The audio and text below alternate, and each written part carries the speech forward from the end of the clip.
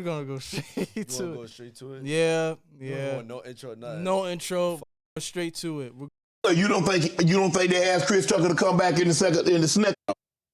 And so, yes, there desperately needs to be one. But we miss John Witherspoon in a way that can't really be quantified, if I'm being honest with you. And the Chris Tucker that we got now is Epstein Island Chris Tucker, not Smokey. Oh, Lord have mercy.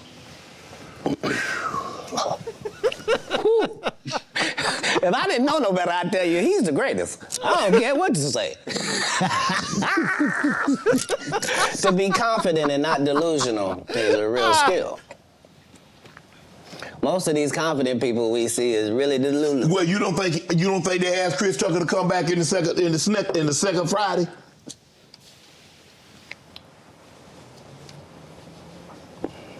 Smokey was all in. Smokey, there ain't no Friday without Smokey.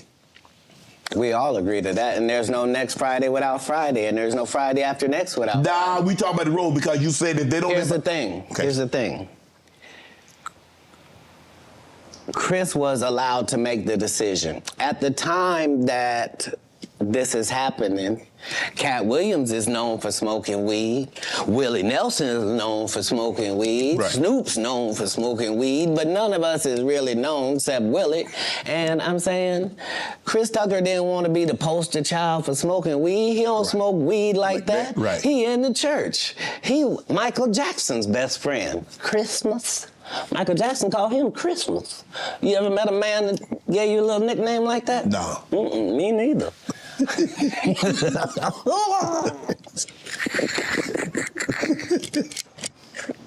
Must be the greatest. Man, I ain't gonna be able to get nobody back. I ain't gonna be able to get no more comedians. They all coming. No, they ain't. Are you kidding? Nah. Hey, I A promise good thing you. I done got all the rest of them. I done got the ones. I promise you, everybody trying to double back. You're gonna be having to beat them off with a stick. You gonna let him? They're coming. Much as. The truth of them. Comedians too as well. So do you want to talk, or do you want to watch every video then talk? All right, so let's watch this, and also how he turned down his thing, and after that we'll. And I needed you to know why I came by. Yeah, I need you to tell us why. People know I don't go everywhere. I'm not interested in talking to people unless it's like a Larry King or somebody of an amazing ilk that I would actually want to go talk to in real life. Okay. I don't do it so I can sell product, and I got things to sell, so let me come talk. You have a great product here, and as a fan base, we love the attention that you spend on the guests. We love how much work you've done, how well you know them, how prepared you are to say the truth. It was Steve's tour. But they came to me. I was supposed to be the fourth king. I got the offer. Then what happened? But I turned it down. Why? Because you on Bernie. And I know the truth. You think I'm gonna let you on Bernie and then come get me? I'm the next king? Fuck you. Why? Because the whole time Bernie was here, you was acting like you was funnier than him. The reason you was supposed to go last is because it was your tour. Tell the truth. It was Steve's tour. Not it was going to be called the Kings of Comedy. It was Steve's tour. These are the guys opening for him. Of course you got to close if it's your tour. That's why it was such a big deal. But you couldn't do it because you can't beat the best. And until you humble yourself, you will forever be kinged by the king. And because you finally did it, because you didn't have no other choice, and now that he gone, you gonna act like he wanted to be a movie star. You stop it. You stop it. That man was funnier than all of y'all, and y'all thought y'all had one over on him. You thought he was black and ugly, and you were good looking, and he couldn't make it because you did. And that ain't the way comedy works. The king is the funniest. Period. Every time. And that's why no audience member was ever swayed. It didn't matter where Bernie went. You think if Bernie went first, he wasn't the king? Get out of here. Get out of here. Get your ego out of this. You let the best be the best, right? Katt William, ladies and gentlemen. And then after that, he also discussed how he turned down the 50 million and all that type of stuff. I'm trying to get. Oh, that he got. And also, all right. So basically, it was like he turned down 50 million 4 times. So 50 times 50 times 2 is 100. 200 so he million. turned down 200 million just for his integrity. Oh, that see? speaks a whole lot. Here we go. And you had 20. It cost you 22,000. You had 25 to your name. Yeah. Why did you decide to do that? You believe that much in Katt? I believe that much in business. In business, the goal is for you to become independent and be the boss, take the responsibility, and also get the profit. Okay. That's all. How can I be looking for you to put me on if I wouldn't? And if I can't show you what you missed out on, why would you believe me? Now, the fact that I was able to do it 12 times, that's the real thing. The part that I'm able to do it all across the country. The fact that every time I do a tour or a special, you think, well, that's sponsored by somebody. Somebody did a good job. No, just the guy they're kicking around. Just the one that might mentally not be all there. He's the one picking the outfits, writing this guy's material, booking the shows, making sure he gets there. He's the one hiring the other comedians.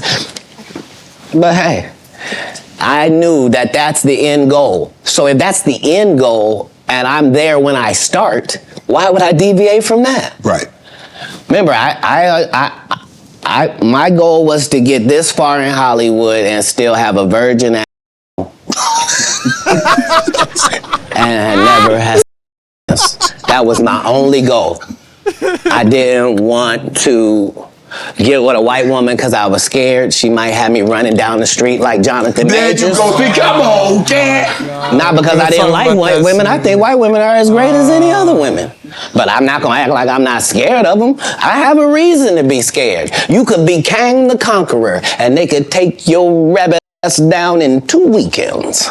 And that's the truth of the matter. So I stayed away from that. And remember, I told you the drug story from when I'm in the park. Yeah. So these are just the things. I had all of those when I came in. I already was ready for that. That's what they don't like. I did not know you're telling. And then that is all. We're going to discuss more on Dev right now. Now, how do you feel? So you want me to go from the beginning? All right, so Friday. Right. So we're talking about Friday. I'm going to make it short and brief. He's not lying. I think He's not lying. Smokey leaving the way he did was perfect. Ice Cube played it perfectly. No, it was all right.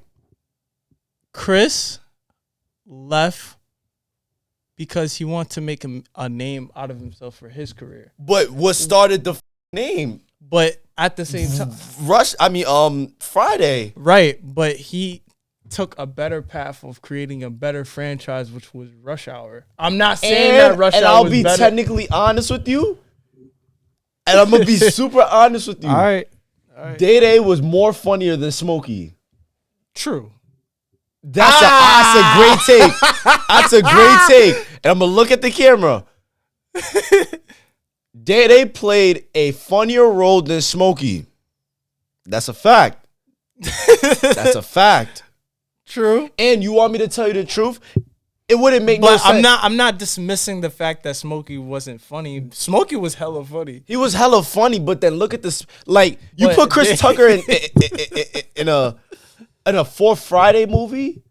So you're saying it's not gonna be that good. So you're saying that Chris didn't have better chemistry than Q than Mike Epps had better chemistry?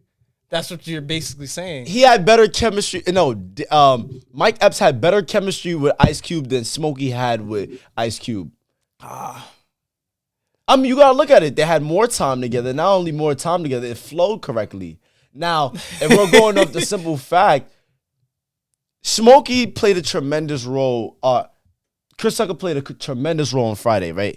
But if you want to be technically clear, like, yo, we remember Friday after the next and next Friday. Like, no, we remember those movies well because of the funnier jokes. We remember Friday, the first movie, because it had a better story.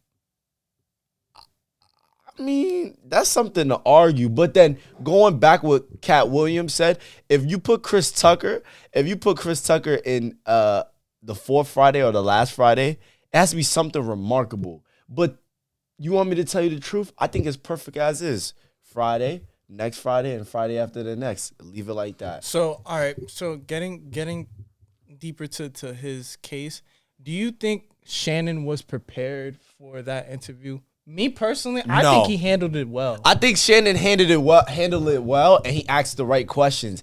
He did like Katt Williams did exactly. Like, as a person that's in media and a person that's someone that asks questions or an interviewer or someone that would want to ask questions to somebody, Right. Katt Williams answered everything. He didn't beat around the bush. He didn't say anything. I'm going to say this too. Shannon, all right, I'm going to put it like this. Shannon did not know the outcome of how it was turned out to be. No, he did not. No, for sure. Because For sure, like, I agree with you. Because, like, think about it like this. Katt Williams, like, from all said and turned, like, everyone loved him because of how blunt and how of a loose cannon he is in a funnier aspect. Let's just put it like that. Yes. Right? But me as like a commentator, also a sports figure, also like an athlete, he wasn't prepared for that. I'm not saying that he didn't do well. I think he was. Nah. I think he didn't. Katt Williams went into the questions gate. that he answered was like, yo, I didn't expect it, because you know what they do? Get on the media and just start bouncing around questions and don't want to smoke. Okay. But then after that, be throwing little side shots. If you're gonna throw, you can't just punch somebody in the face and expect not to get punched back. True, but also like with Katt, like all of what he said in that interview was 90%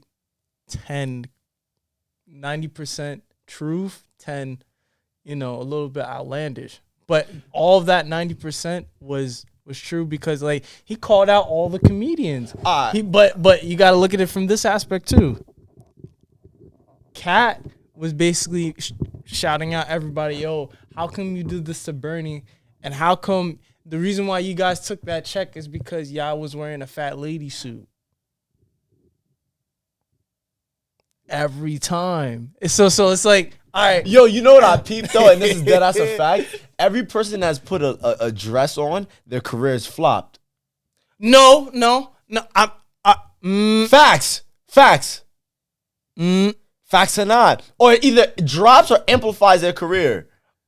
Because they took the money. They took the money for it. Like, Katt Williams was set on going to the Big Mama 3 movie, right? To replace Brandon T. Jackson's role. But at the time, he was trying to tell Brandon T. Jackson not to take that role because at the same time, it could be a detriment to your career. Brandon T. Jackson, from his point of view, he's like, yo, why you doing this to me like that? Man, I kind of looked up to you. I'm trying to take this type of role so that I could propel my career. At the time, he did the right thing. But hindsight looking back, he should have listened to Katt. He should have listened to Katt because at the end of the day, all these comedians can't say nothing to Katt. He got an Emmy, bro. He got an Emmy. Name me one comedian that has an Emmy right now. Kevin Hart, right? No. Kevin Hart doesn't have an Emmy. No. We can search this up right now. Kevin Hart has an Emmy. No, I don't believe so. Kevin Hart has an Emmy. Nah. I don't believe so. I'm not hating. I'm just saying. If I'm not mistaken, Kevin Hart has a lot of no, Kevin Hart has an Emmy.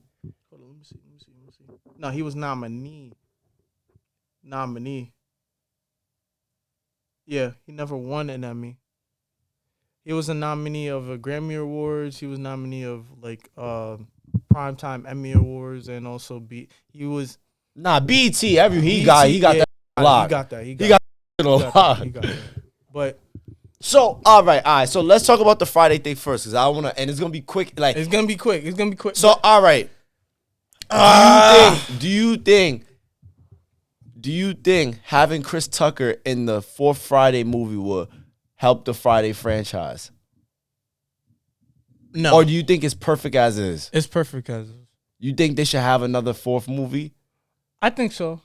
But, I think they shouldn't. I feel like it wouldn't have the same amount of impact that the way that it was before, because he did land a huge point. They did lose a lot of people around the process. For example, you lost Bernie Mac. You lost John Witherspoon. You even lost the director that did the first Friday movie. So it's like Debo too, exactly. So it's like the magic that they was trying to create is almost like it's hard to get. do. It's hard to get to.